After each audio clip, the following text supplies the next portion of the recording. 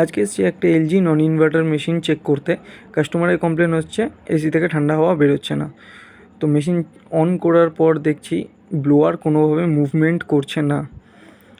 Blower কোনো রোটেশনও নিচ্ছে না, এক ফোঁটাও ব্লোয়ার কিছু কাজ করছে না। তো মেশিনের কভার খুলে যখন মেশিন চেক করা স্টার্ট করলাম, মেশিনের এখানে CH10 কোড শো করছে।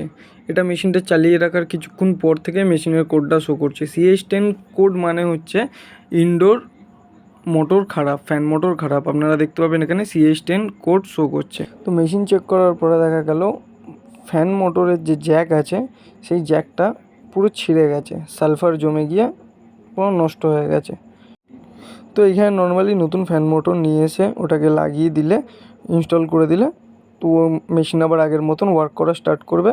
CH10 কোডের প্রবলেম সলভ হয়ে যাবে, মেশিন আবার আগের মতন প্রপারলি ওয়ার্ক করা স্টার্ট করে দেবে।